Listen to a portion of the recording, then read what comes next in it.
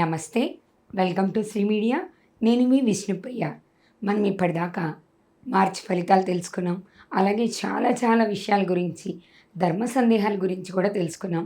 మనతో పాటు ఉన్నారు గురువుగారు లక్ష్మీనారాయణ గారు, జ్యోతిష్య వాస్తు పండితులు, గాయత్రి జ్యోతిష్యాలయ వ్యవస్థాపకులు. గురుగారి ద్వారా ఎన్నో విషయాలు తెలుసుకున్నాం. ఇప్పుడు మనం ఏప్రిల్ నెల 1వ తారీఖు నుంచి 15వ తారీఖు వరకు మనకున్నటువంటి 12 రాశుల యొక్క ఫలితాలని ఎలా ఉన్నాయి, ఏంటి అనే విషయాన్ని గురువుగారిని అడిగి తెలుసుకుందాం. నమస్తే గురువుగారు.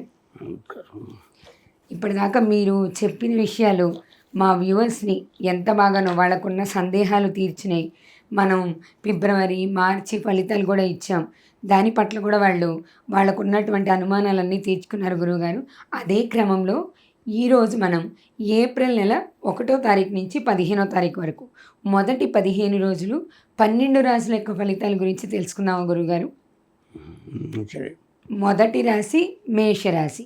మేషరాశి వారికి ఏప్రిల్ నెలలో 1వ తారీఖు నుంచి 15వ తారీఖు వరకు ఎలా ఉంది? శ్రీ గురుభ్యో నమః. హరి ఓం. శ్రీ మహాగణాధిపతయే నమః. శ్రీ మహాసరస్వత్యై నమః. శ్రీ గురుభ్యో నమః. హరి ఓం. అస్మద్గురుః విద్యానందనాథ గురుచరణారవిందాభ్యాం నమో నమః. అస్మద్గురుః కాశ్యపగోత్రపవిత్రం నారాయణచర్యతీశ్వరఛాత్రం వందే దాసకుటిస్థం రామానుజదాసస్వామినం నమో నమః. బుద్ధిర్బలం యశోధైర్యం నిర్భయత్వమరోగతాం అజాడ్యం వాక్పటుత్వం చ హనుమాన్ స్మరణాన్ భవేత్తు. ఆదిత్యోర్కో రవిర్భానుర్భాస్కరశ్చ దివాకరః మార్తాండస్సవితా హేళిస్తీక్ష్ణాం సుర్మిహిరో రవిః. వైశాఖే మాసి కృష్ణాయ దశమ్యాం మందవాసరే పూర్వాభాద్రా ప్రబోధాయ మంగళం శ్రీ హనుమతే. ముదమున పారిజాత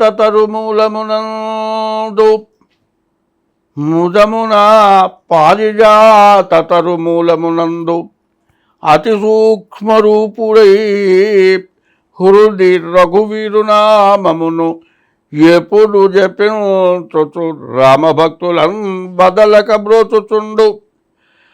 ఘనువాయుతనూజు నిధీతిరాజు నీ అదనుదలంచి భక్తి కుమతి గురుపాదములాశ్రయంపుమా.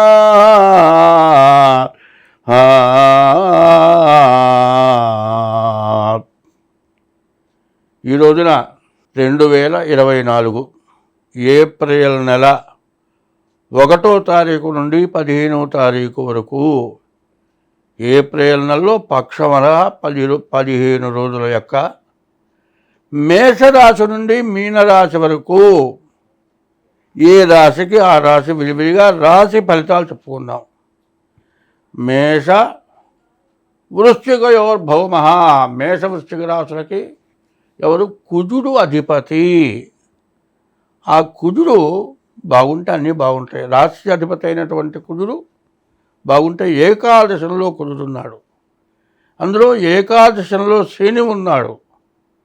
కుంభరాశిలో కుజుడు శని ఇద్దరు కూడా మేషరాశికి చాలా బలమైనటువంటి స్థితిలో ఉన్నారు. తర్వాత శుక్రుడు ద్వాదశంలో ఉన్నాడు. కేతువు 6ంట ఉన్నాడు. ఇప్పుడు మనం చెప్పుకునేది 6 గ్రహాలు చాలా బాగా ఉన్నాయి, చాలా బలవత్తరంగా ఉన్నాయి. అయితే ఎప్పుడు కూడా మనం ఒకటి ఆలోచించాలి. ఏమయ్యా అన్నీ బాగున్నాయని చెబుతున్నావు, కొన్ని గ్రహాలు బాగాలేవని చెబుతున్నావు అంటే అది మనం కూడా ఆలోచించుకోవాలి. ఏమిటంటే కుడి చేయి ఉంది, ఎడం చేయి ఉన్నదండి. కుడి చేతితో పట్టుకున్నంత బలంగా వస్తువుని ఎడం చేతితో ఏమైనా పట్టుకోగలమా? పట్టుకోలేము. అట్లాగే గ్రహాలు బాగున్న గ్రహాలు కుడి చేయిలాగా పనిచేస్తాయి, బాగుండని గ్రహాలు కూడా పనిచేస్తాయి ఎడం చేయిలాగా. కుడి చెయ్యేమో మంచికి పనిచేస్తుంది, ఎడం చెయ్యి మంచిది కాని దానికి పనిచేస్తుంది. మరి అట్లాగే చెడుకి బాగుండని గ్రహాలు ఉపయోగపడతాయి. మనం ఉపమానం అంటే వివరం అర్థం కావటానికి చెబుతూ ఉన్నా. ఇప్పుడు బాగున్నటువంటి గ్రహాల వల్ల వచ్చే ఫలితం ఏమిటి? కుజుడు వల్ల అనారోగ్యాలు ఉంటే పోతాయి, ఆరోగ్యం బాగుంటుంది. ఏదైనా ఆస్తులు కబ్జాలు ఉంటే కబ్జా నుంచి విముక్తి అవుతుంది. కోర్టులో ఏదైనా దావా జరిగి ఎన్ని సంవత్సరాల నుంచో అది తేలకుండా ఉంటే అది తేలి బయటపడుతుంది. తర్వాత ఎప్పటి నుంచో ఒక ఇల్లు స్థలమో పొలమో కొనుక్కున్నాం అని డబ్బులు దాచిపెట్టుకొని తిరిగి వెతికి మనకు కావాల్సినటువంటి స్థలం కానీ ఇల్లు కానీ దొరక్క ఈ డబ్బులు ఖర్చు అయిపోయిన రోజులు ఉంటాయి. ఇప్పుడు మన దగ్గర డబ్బులు లేవు, కానీ ఈ టైంలో మాత్రం ఇల్లు స్థలమో కొనుక్కోగలుగుతాం. అంటే ఉన్నదాంట్లో 20% మన దగ్గర ఉంటే 80% అప్పు చేసినా కొంటావు, అప్పు తీరుస్తావు. అంటే కుజుడు వల్ల ఏకాదశంలో ఉంటే అంత బలం. శని కూడా అంత బలంగా ఉన్నాడు ఏకాదశంలో. ఈ పాపగ్రహాలు చెడు టైములో ఎట్లా చెడుగా ఉంటాయో మంచి టైములుగా అంత బలంగా పనిచేస్తాయి. తర్వాత కేతుశిఖి ధ్వజో ధూమ్ర ఉత్పాతో బహురూపకృతం. ఈ కేతువు యొక్క స్వభావం ఏంటి? చెడుగా ఉన్నప్పుడు ఏం చేస్తాడు? కూర్చొని జుట్టు పీక్కుంటాడు, ఊడొచ్చిందాక పీక్కుంటాడు. ఏందిరా జుట్టు ఎందుకు పీక్కుంటున్నారు అంటే ఎందుకో వాడికి అర్థం కాదు. కట్టుకున్న గుడ్డ చింపుకుంటాడు. మీకేం పిచ్చి పుట్టినా, ఎన్ని మెంటలు ఎక్కినా, ఎన్ని గుడ్డ చింపుకుంటున్నా అనుకుంటాం. మరి ఆ కేతు యొక్క స్వభావం కేతుశిఖి ధ్వజోధూమ్ర ఉత్పాతో బహురూపకృతో. ఉత్పాతం ఆ పైన ఫ్యాన్ కూడా మీకు నెత్తినేసుకుంటాడు. ఇట్లాంటి పనులు చేసుకుంటాడు, చేతులారా తెచ్చి పెట్టుకుంటాడు. మరి కుక్క ఉంది, దాన్ని గిచ్చి కనిపించుకుంటాడు. చెట్టు ఏమలా అట్లా జరుగుతుంది. అది ఎట్లా ఉంటుందో బాగున్నప్పుడు కూడా ఎంతో మంచిగా ఎటువంటి పరమ మూర్ఖుడినైనా సరే తన వశం చేసుకొని తన పని చేసుకుపోతాడు. కేతువు బాగుంటే మంచి దైవశక్తి సంపన్న అవుతాడు, దైవాన్ని పూజిస్తాడు. బాగున్నప్పుడు ఎట్లాంటి మొండి పనులు చేస్తాడో బాగున్నప్పుడు కూడా అంత మొండిగా కృషి చేసి ఫలితాన్ని సాధిస్తాడు. అట్లా కేతువు కూడా బాగున్నాడు. శుక్రుడు కూడా బాగున్నాడు. శుక్రుడు వల్ల శుక్రో వివాహో భాగ్యంచ భోగస్థానంచ వైభవం. శుక్రుడు వివాహం చేసుకుంటానికి ఇంటికి ఇల్లాలు, ఇంటికి సంబంధించినవి. అసలు ఇల్లు లేకపోతే భార్య లేకపోతే ఇల్లు లేదు, ఇల్లు లేకపోతే ఇల్లు లేదు. ఇంట్లో ఏ వస్తువు లేదు, ఏ వస్తువు ఎక్కడ పడిందో అక్కడే పడి ఉంటుంది. కాబట్టి వివాహం అవుతుంది, ఇల్లు వస్తుంది, అన్నీ బాగుంటాయి. శుక్రుడు బాగున్నాడు ద్వాదశంలో. ఇప్పుడు మనకు బాగున్న గ్రహాలు ఏంటి? కుజుడు, శని, శుక్రుడు, కేతువు. ఈ 4 గ్రహాలు బాగున్నాయి. బాగున్నందువల్ల దాదాపు 100కి 100 పాళ్ళు బాగా పనికొచ్చేటువంటి సమయమే. ఇప్పుడు బాగుండని గ్రహాలు ఏమిటో చూసుకున్నాను. రవి, రాహు, బుధుడు, గురువు. రవి, రాహు, బుధుడు, గురువు బాగలేరు. రవికి ఏం చేయాలి? ఎప్పుడూ కూడా రవి బాగలేడయా, రవికి జపం చేయించుకో అని చెబుతా.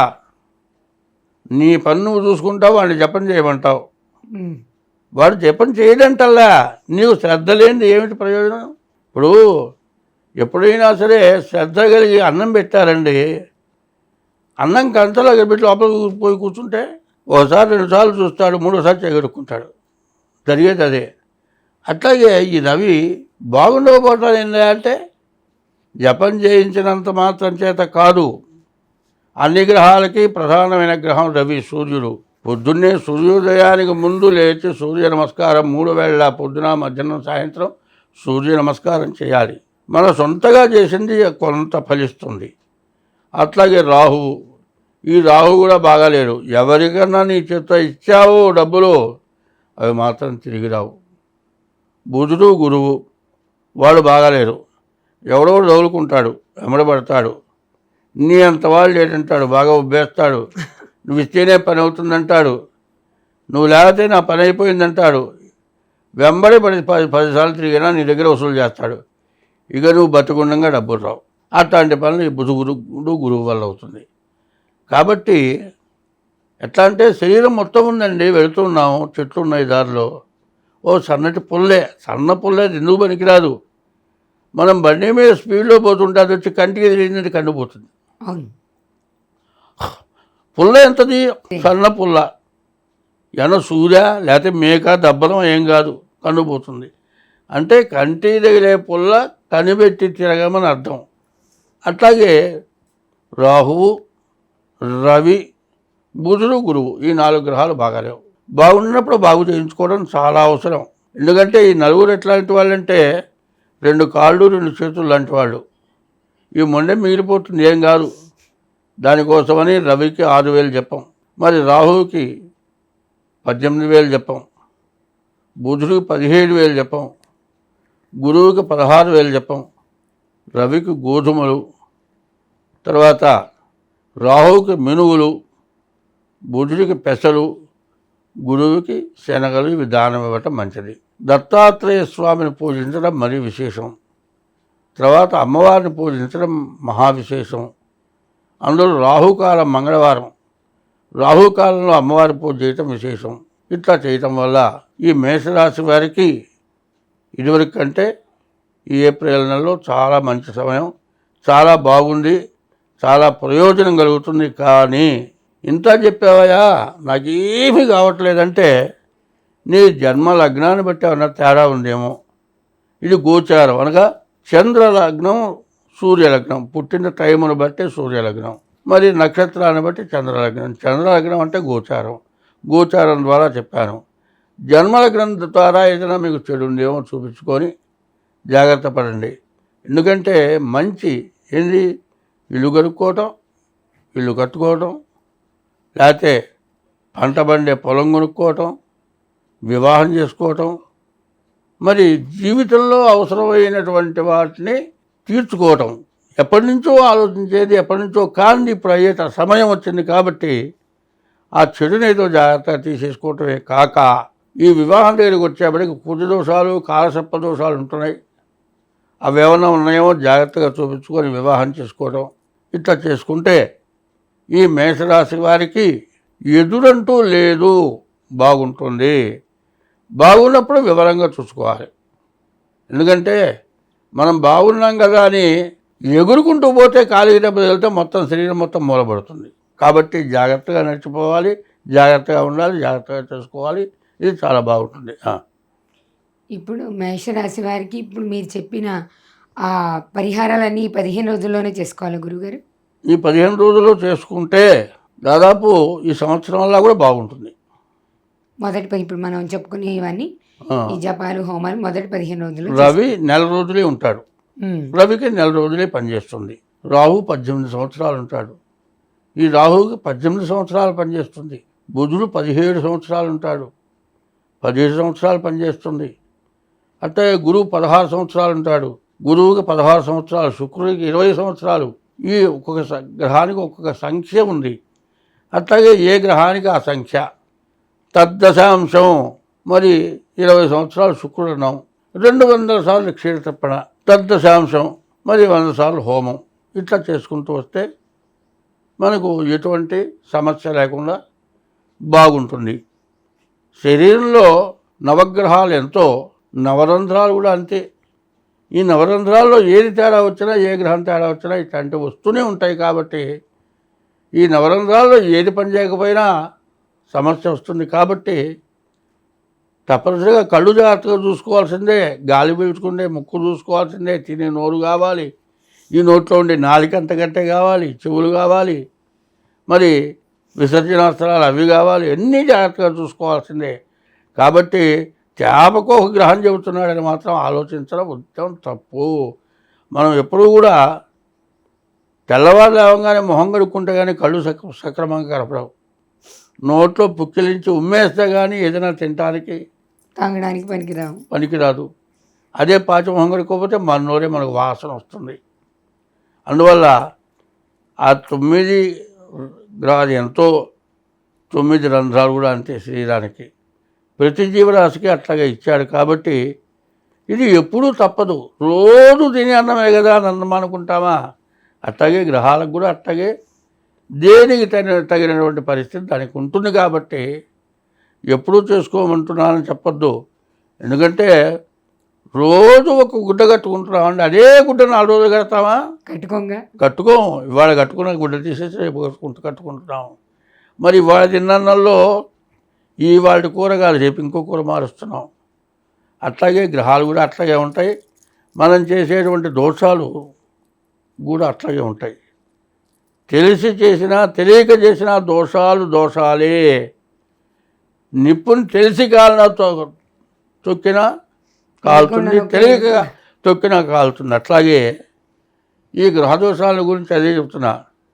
ఏం చెబుతున్నానంటే ఎప్పుడు కూడా భాగవతంలో కొన్ని పద్యాలు చెబుతూ ఉన్నారు.